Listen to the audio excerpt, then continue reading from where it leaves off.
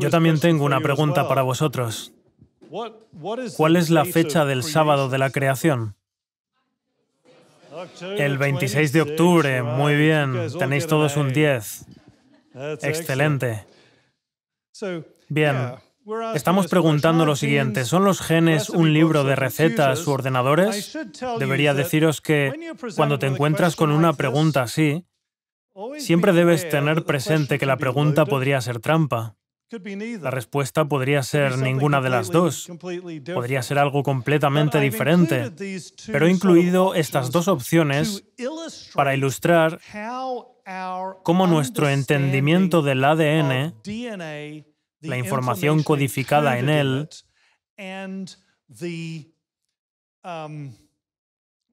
y básicamente cómo funciona todo el sistema, ha evolucionado. Y puedo deciros que ha sido una evolución muy rápida. Cuando yo era estudiante, me enseñaron algunas cosas sobre los genes. Estaban simplemente equivocadas.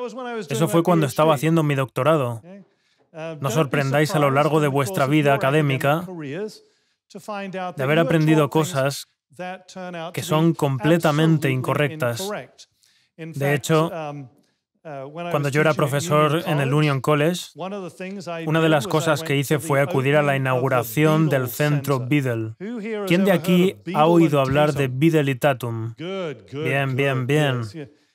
Si habéis sido alumnos míos de biología, deberíais conocer a Biddle y Tatum, a quienes se les ocurrió la hipótesis de un gen, una enzima, por lo cual se les otorgó un premio Nobel.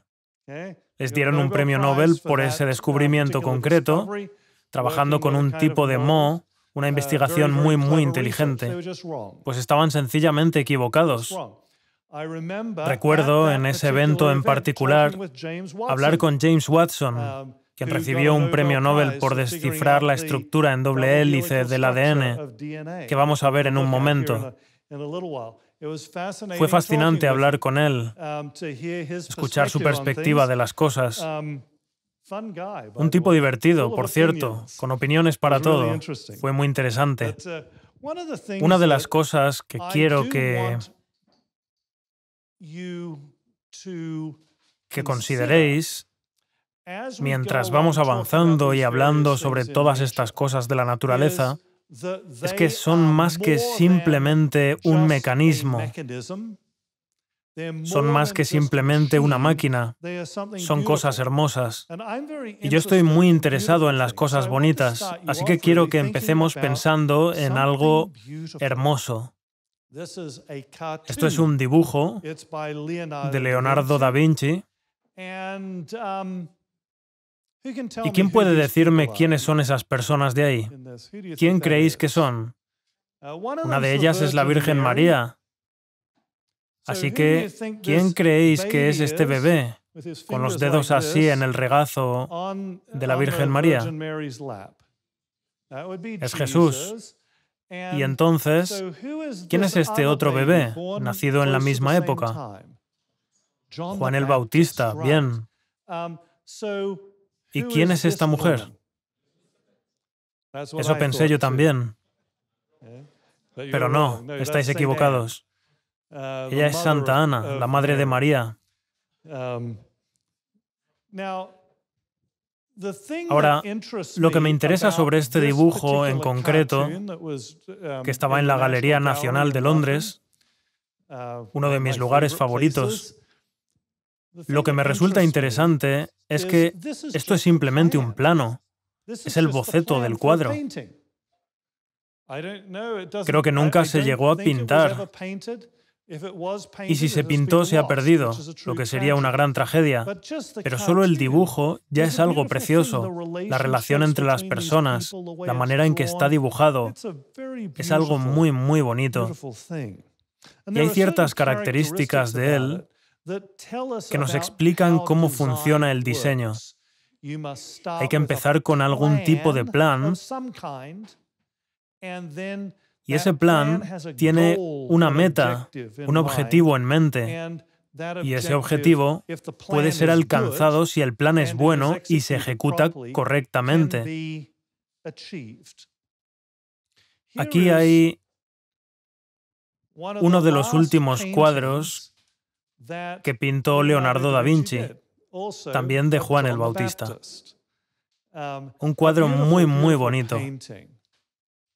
Gracias, Italia, por dejar que Leonardo da Vinci y todas sus grandes obras salieran del país. Creo que este está en el Louvre, en Francia, y ese otro está en Inglaterra. No sé. Es maravilloso que fueses tan generosa para compartir todas estas cosas magníficas. Cuando miro este cuadro en concreto de Juan el Bautista, ¿qué puedo saber de él? Empezó con un plan, ¿correcto? Empezó con una idea en la mente de Leonardo da Vinci y entonces haría algún boceto como este para plasmarlo y después, finalmente, elaboró el producto final. Así es como funciona. Hay otras cosas que me intrigan mucho sobre estas obras de arte. Una de ellas es esto. Mirad eso. Una mano apuntando hacia arriba. Y uno piensa, ¿qué quería decir con eso? ¿Sugería que hay que darle la gloria a Dios? Posiblemente. Pero es interesante que aparece lo mismo en dos obras de arte del mismo artista.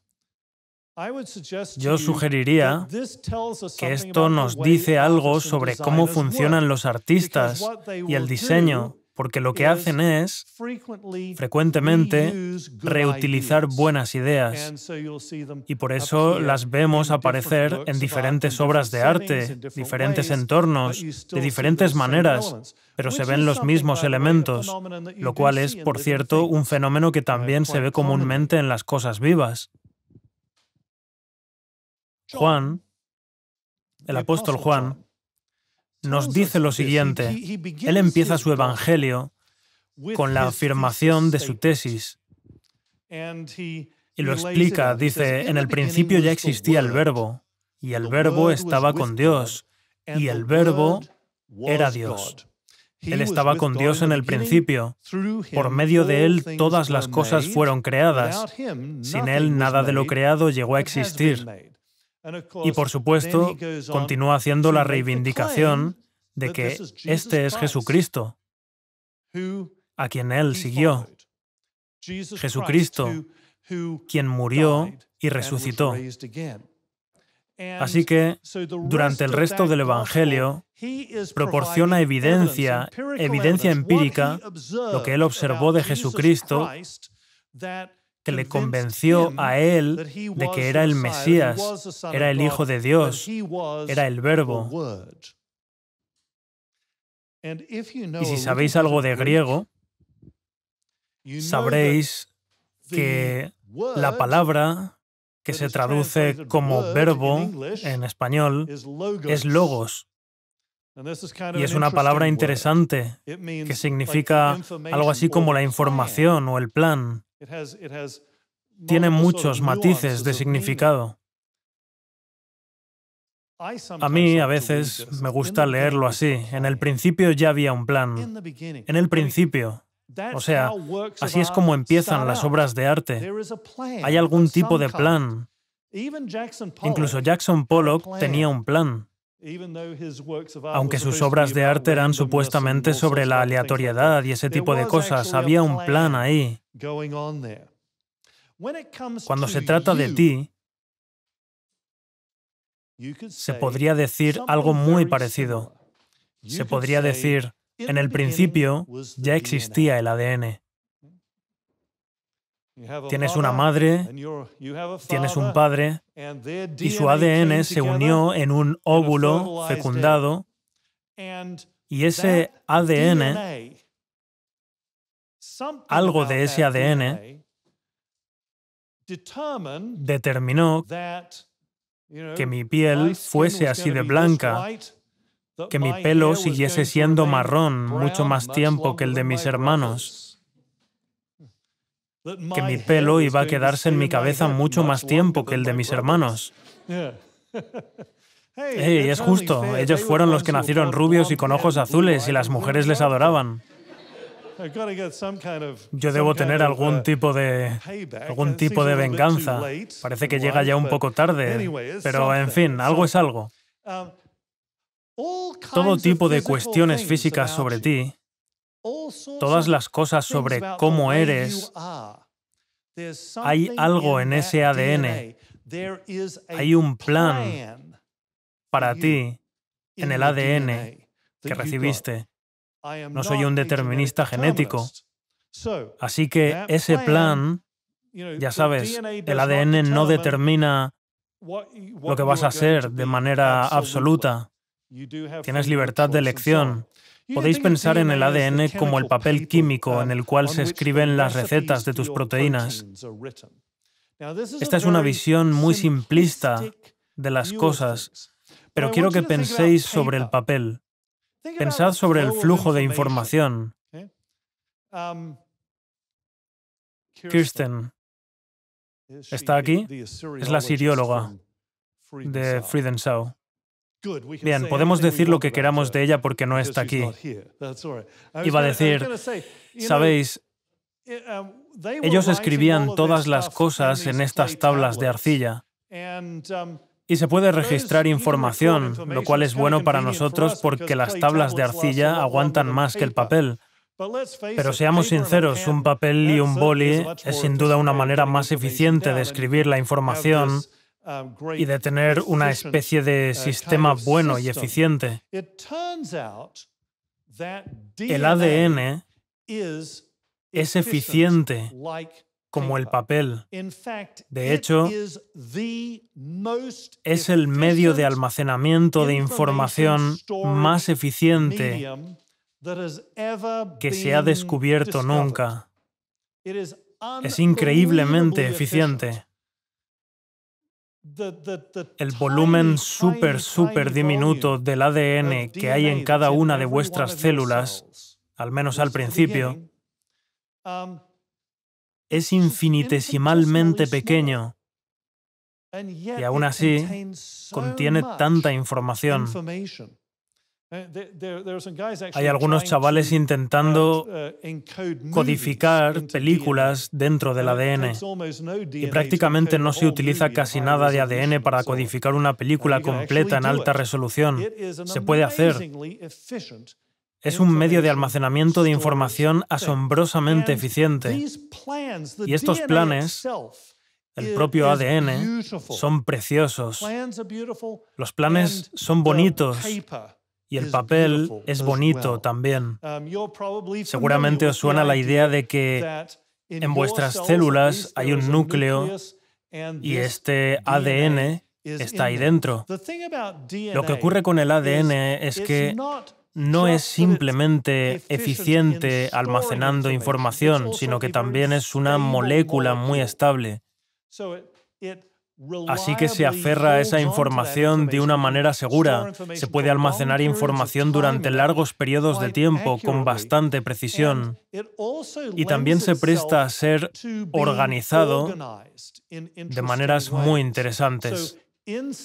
Dentro de vuestras células, el ADN está enrollado alrededor de unas proteínas llamadas histonas y está todo empaquetado de una manera muy ordenada dentro del núcleo de la célula.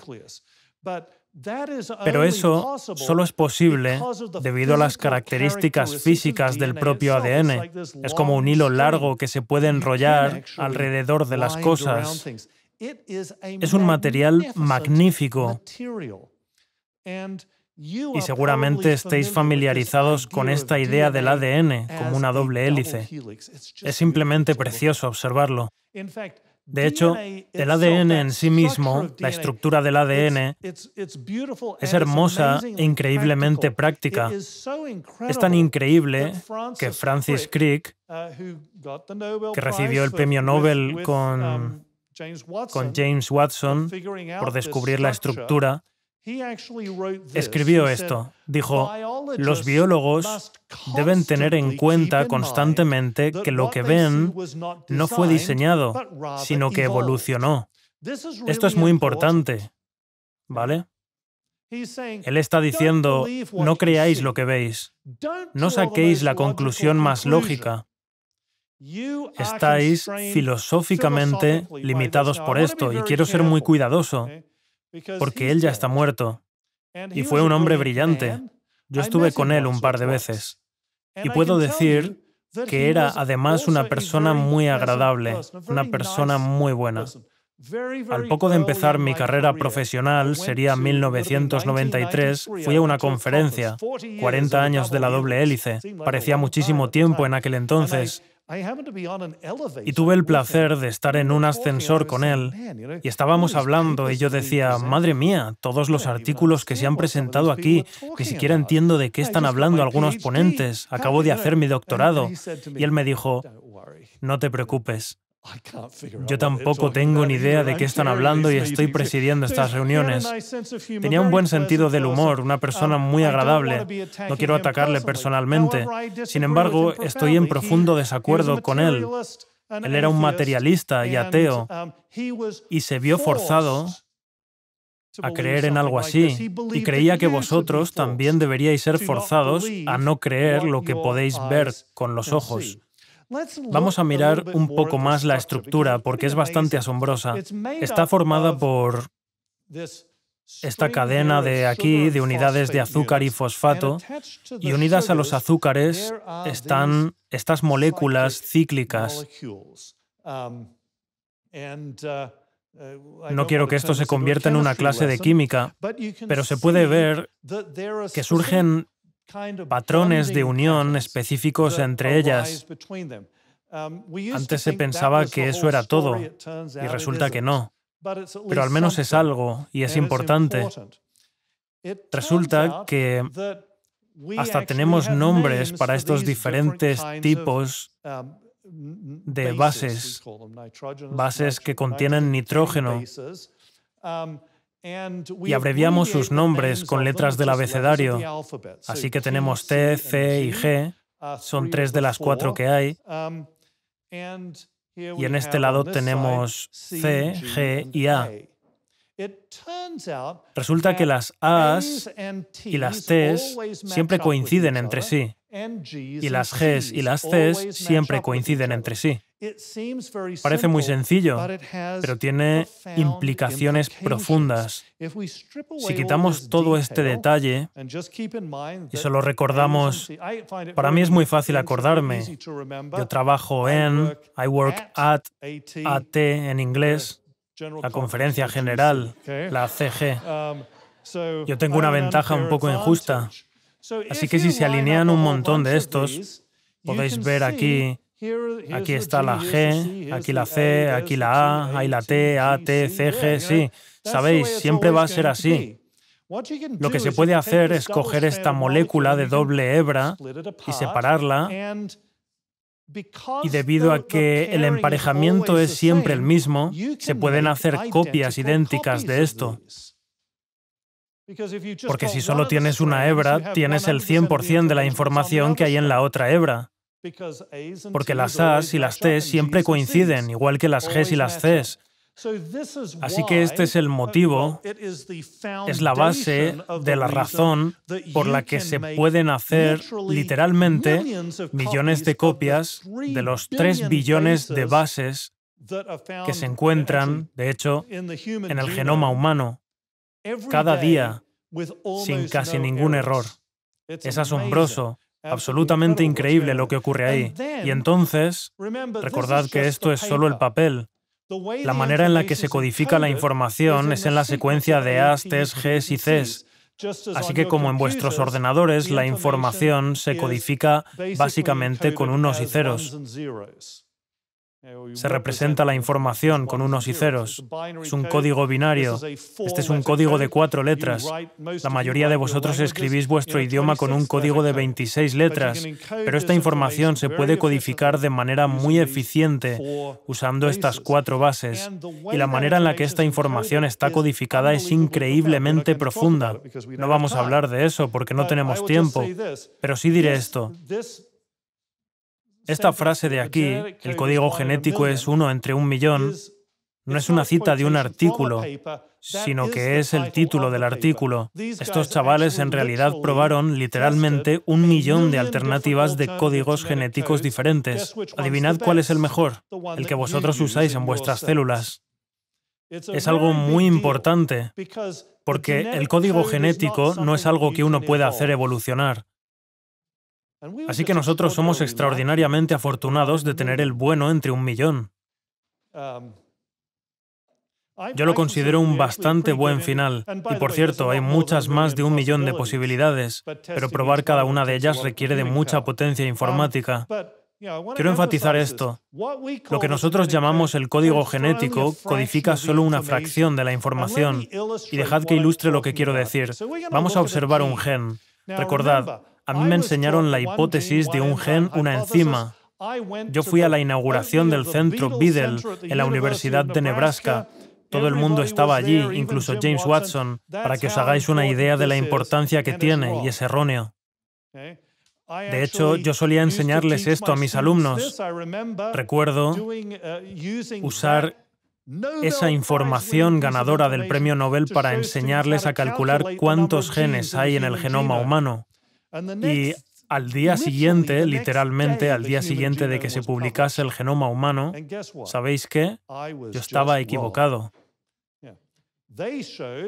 Al usar esa suposición, una suposición ganadora del premio Nobel, ciencia sólida, pude demostrar a mis estudiantes que el genoma humano tiene un rango de 125.000 genes, más o menos. Totalmente incorrecto. Cuando se publicó el genoma humano, dijeron, ups, parece que solo hay unos 50.000 genes en el genoma humano.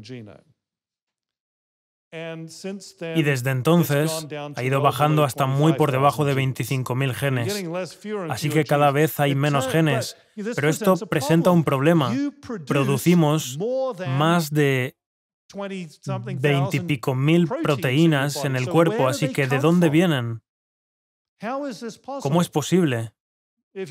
Si hay un gen para una enzima, ¿cómo es posible producir, en realidad, excluyendo algunos tipos especiales como las inmunoglobulinas, más de 100.000 proteínas diferentes? ¿Cómo se hace? Bien, resulta que los genes están formados por unidades, se unifican con unidades esencialmente funcionales que llamamos exones. Y esas unidades pueden combinarse de diferentes maneras para codificar información de diferentes variaciones del mismo gen, o de la misma proteína, mejor dicho. Así que digamos que hay una proteína que flota alrededor del citoplasma de la célula, pero a veces se encuentra una variación diferente en la misma que está anclada a una membrana celular, por ejemplo. Esto pasa de verdad. Lo que se puede hacer es tener la parte enzimáticamente activa de esa proteína en uno o dos de estos exones y también tener algún código para el dominio transmembrana o alguno con señales secuenciales para moverse a otras partes de la célula, todo tipo de cosas como esa. El ejemplo que os estoy enseñando aquí se llama PITX2. Se llama así porque se descubrió por primera vez en algo relacionado con la glándula pituitaria, pero resulta que tiene que ver con cosas muy importantes, como que tiene una gran influencia en la forma de la cara, cuán redonda o alargada es. Y también hace otras cosas bastante raras e inesperadas. En fin, si se hace una copia del RNA de este gen en concreto, que tiene los exones 1, 2, 5 y 6, se llama PITX2, isoforma A. Pero se puede hacer otra versión en la que se deja fuera solo el exón número 4, y esa es la isoforma B. Y hay incluso otra donde se dejan fuera los 3 primeros exones, y así se obtiene la isoforma C. Así que un gen produce múltiples proteínas. ¿Cómo ocurre eso? ¿Cómo se toma la decisión de producir una versión de esta proteína en lugar de otra versión? ¿Está en marcha la informática? Hay una entrada de información del resto de la célula que es procesada de alguna manera y lo que se produce es la proteína correcta. No es exactamente como un ordenador, pero sí hay informática en marcha. Podéis pensar en los genes como si fueran funciones lógicas, básicamente, que pueden aceptar diferentes tipos de información y generar diferentes tipos de productos. En realidad, los genes ya no se ven como un libro de recetas. Esa era la visión simplista que teníamos cuando estaba la hipótesis de un gen, una enzima, y no podíamos entender por qué había todos esos intrones y exones para formar un gen. Parecía un poco aleatorio y al azar. Sí, el tipo de basura que se esperaría que produjera la evolución.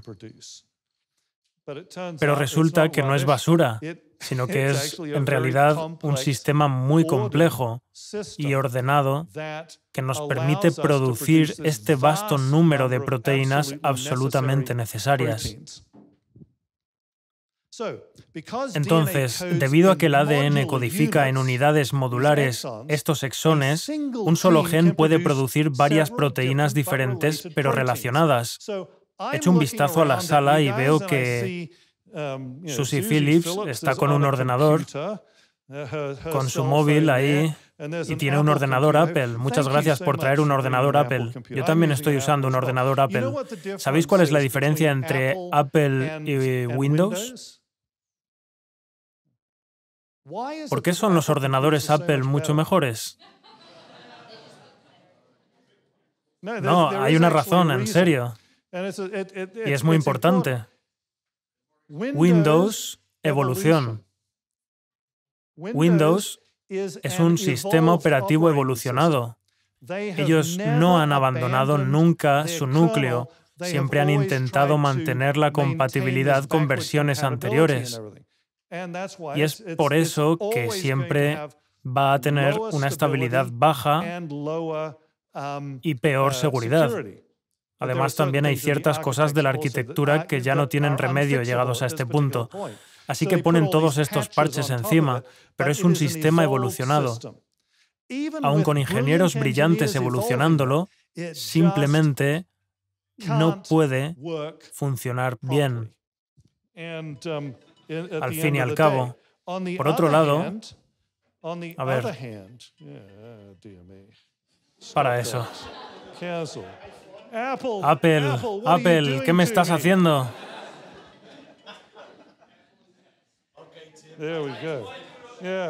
En fin, de todas formas, la cuestión es que Apple sí cortó el cordón y sacaron el OS X, OS X. Ese es un sistema creado y es por eso que es mucho más estable, entre otras cosas, como mejor arquitectura, etc. Cuando miramos a cualquiera de estos dos tipos de ordenador, cualquiera de estos que hay en esta sala ahora mismo, inmediatamente decidimos que han sido diseñados, ¿verdad? Y entonces le echamos la culpa a Bill Gates por lo que sea que no funciona en tu máquina Windows, y le echamos la culpa a Steve Jobs o quien sea, Tim Cook, por lo que no funciona en tu Apple. Pero sabemos que hay una inteligencia detrás. Esta es una ilustración muy simple. Estos son dos montones de arena. ¿Creéis que uno de ellos ha sido diseñado? Sí. El de ahí de la izquierda estaba fuera en Hauptbahnhof, ¿era así? La estación de tren de Berlín. Cuando salí, inmediatamente supe que ese montón de arena había sido diseñada de alguna manera.